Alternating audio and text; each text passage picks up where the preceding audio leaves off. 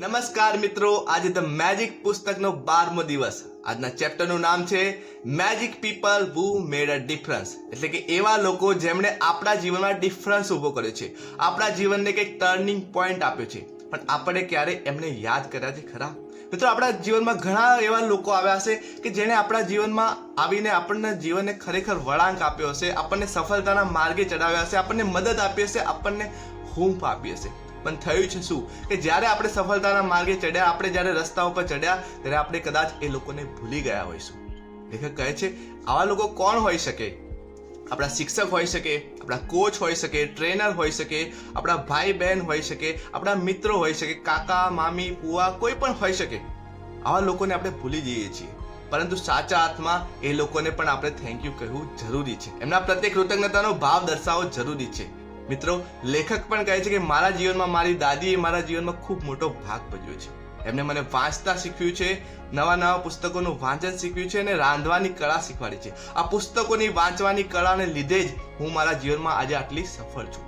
મિત્રો, આપણા જીવનમાં પણ એવા ઘણા બધા વ્યક્તિઓ છે કે જેમણે આપણા નિરાશાના સમયે આપણને હિંમત આપી હશે, આપણને મદદ કરી હશે, આપણને હૂંફ આપી હશે, આપણા જીવનમાં ટર્નિંગ પોઈન્ટ આપ્યો હશે.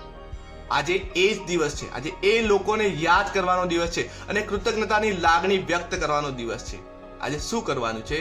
એક શાંત એરિયામાં જવાનું છે અને કોઈ પણ 3 અસાધારણ વ્યક્તિને આપણે યાદ કરવાની છે જેમણે આપણને મદદ કરી હોય, આપણા જીવનને ટર્નિંગ પોઈન્ટ આપ્યો હોય. પ્રત્યેક વ્યક્તિને આંખો બંધ કરીને કલ્પના કરવાની છે કે એ વ્યક્તિ મારી સામે બેઠી છે અને હું જણાવી રહ્યો છું, આપણા મનોમન આપણે એના જોડે વાત કરવાની છે કે હું તમારા પ્રત્યે થેન્ક યુ દિલથી આભાર માનું છું, કારણ કે તમે મને આ મદદ કરી હતી. વારાફરતી આ ત્રણેય લોકો જોડે આપણે વાત કરવાની છે, કલ્પનામાં લાવવાના છે અને એમની સામે કૃતજ્ઞતાનો ભાવ દર્શાવવાનો છે. અને આ ફક્ત કરવા ખાતર નથી કરવાનું, લાગણીથી તરબોળ થઈને કરવાનું છે. જો લાગણીથી ભરપૂર બનીને જો આપણે એમને થેન્ક યુ કહીશું તો આ ઘટના પછી, આ પ્રયોગ પછી આપણા અંદર, આપણો અંતરાત્મા લાગણીથી છલોછલ ભરાઈ જશે. મિત્રો, કૃતજ્ઞતાનું રિઝલ્ટનું પહેલું સ્ટેપ કયું, પહેલું પરિણામ કયું કે જ્યારે આ પ્રયોગ કરીએ ને આપણું અંતરાત્મા ખરેખર લાગણીથી ભરાઈ જાય, ત્યારે એનું સાચું પ્રમાણપત્ર છે કે આપણને કૃતજ્ઞતાનો ફાયદો થયો છે. બીજું, આપણને એનું પ્રમાણપત્ર કયું કે જ્યારે આપણે આપણા જીવનમાં પોઝિટિવ લોકો એટ્રેક્ટ થાય, પોઝિટિવ વાતાવરણ આપણા તરફ એટ્રેક્ટ થાય, તે આપણા જીવનનું આ સર્ટિફિકેટ છે, આ પ્રમાણપત્ર જ છે. મિત્રો, આ પ્રયોગ કરો અને દિલથી કરો, ફક્ત કહેવા ખાતર નહીં પણ દિલથી, લાગણીથી એના પ્રત્યે કૃતજ્ઞતા વ્યક્ત કરો અને સાથે સાથે લાંબુ કારણ પણ દર્શાવો.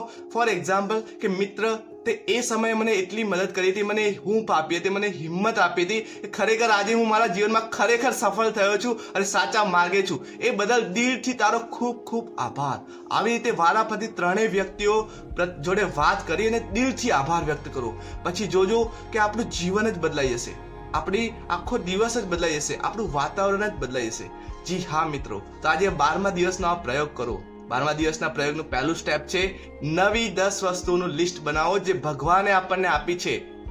ભગવાને જે આપણા ઉપર જે કૃપા કરી છે એવી નવી 10 વસ્તુઓનું લિસ્ટ બનાવો. મિત્રો, આજે 12મો દિવસ છે એટલે હવે આપણી જોડે 120 વસ્તુઓ એવી છે કે જેને આપણે ભગવાનને થેન્ક યુ કહી શકીએ. આ નવી વસ્તુઓ લિસ્ટ બનાવ્યા પાછળ એનું કારણ લખજો કે શા માટે હું થેન્ક યુ કહું છું, અને પછી દિલથી 3 વખત thank you, thank you, thank you. Second step કે 3 વ્યક્તિઓનું લિસ્ટ બનાવો કે જેને આપણા જીવનમાં ટર્નિંગ પોઈન્ટ લાવ્યો છે, જે આપણને હિંમત આપી છે, નિરાશામાંથી બહાર કાઢ્યો છે, આપણને મદદ કરી છે. આવા 3 વ્યક્તિઓનું લિસ્ટ બનાવો. સ્ટેપ નંબર 3, એ 3 વ્યક્તિઓને આપણી કલ્પનામાં લાવો અને એના જોડે કોમ્યુનિકેશન કરો, વાત કરો કે શા માટે તમે એને થેન્ક યુ કહેવા માંગો છો. અને સ્ટેપ નંબર 4, ધ મેજિક રોક. હા, આજે બનેલી ઘટનાઓને યાદ કરો અને સૌથી શ્રેષ્ઠ ઘટના માટે દિલથી આભાર માનો, દિલથી થેન્ક યુ કહો. માત્ર કહેવા ખાતર નહીં પરંતુ દિલથી થેન્ક યુ કહો અને પછી શાંતિથી સૂઈ જાઓ. મિત્રો, આ 12 દિવસનો પ્રયોગ આપણે કરી ચૂક્યા છીએ અને આ 12 દિવસના પ્રયોગ પછી કેવી લાગણી ઉત્પન્ન થાય છે, કેવો ભાવ ઉત્પન્ન થાય છે, અને કોમેન્ટ બોક્સમાં લખવાનું ભૂલતા નહીં. આ વિડીયો ગમે હોય લાઈક ચોક્કસથી કરજો, શેર કરજો અને હા, ચેનલ પર નવા હોય તો સબસ્ક્રાઇબ કરવાનું ભૂલતા નહીં. ફરીથી મળશું એક નવા ટોપિક સાથે. ત્યાં સુધી થેન્ક યુ વેરી મચ.